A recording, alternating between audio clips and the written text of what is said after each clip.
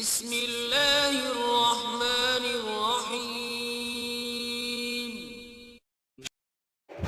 حدثنا عثمان قال حدثنا جرير عن منصور عن إبراهيم عن علقمة قال قال عبد الله صلى النبي صلى الله عليه وسلم قال إبراهيم لا أدري زاد أو نقص، فلما سلم قيل له يا رسول الله أحدث في الصلاة شيء؟ قال وما ذاك؟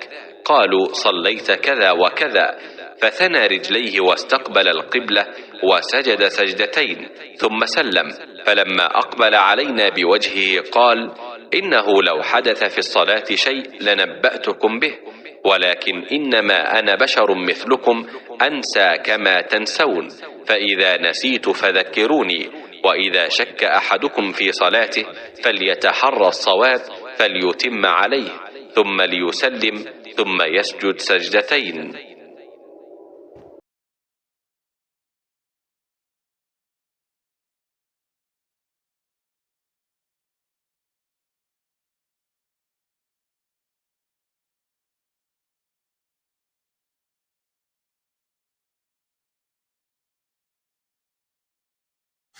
نبی کریم صلی اللہ علیہ وآلہ وسلم نے نماز پڑھائی۔ ابراہیم نے کہا مجھے نہیں معلوم کہ نماز میں زیادتی ہوئی یا کمی۔ پھر جب آپ صلی اللہ علیہ وآلہ وسلم نے سلام پھیرا تو آپ صلی اللہ علیہ وآلہ وسلم سے کہا گیا کہ یا رسول اللہ صلی اللہ علیہ وآلہ وسلم کیا نماز میں کوئی نیا حکم آیا ہے؟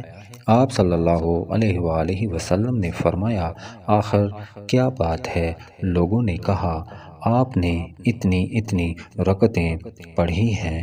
یہ سن کر آپ صلی اللہ علیہ وآلہ وسلم نے اپنے دونوں پاؤں پھیرے اور قبلہ کی طرف منہ کر لیا اور صحف کے 2 سجدے کیے اور سلام پھیرا، پھر ہماری طرف متوجہ ہوئے اور فرمایا کہ اگر نماز میں کوئی نیا حکم نازل ہوا ہوتا تو میں تمہیں پہلے ہی ضرور کہہ دیتا، لیکن میں تو تمہارے ہی جیسا آدمی ہوں، جس طرح تم بھولتے ہو میں بھی بھول جاتا ہوں، اس لیے جب میں بھول جایا کروں تو تم مجھے یاد دلایا کرو، اور اگر کسی کو نماز میں شک ہو جائے تو اس وقت ٹھیک بات سوچ لے اور اسی کے مطابق نماز پوری کرے، پھر سلام پھیر کر 2 سجدے صحف کے کر لے۔ صحیح بخاری حدیث نمبر 401۔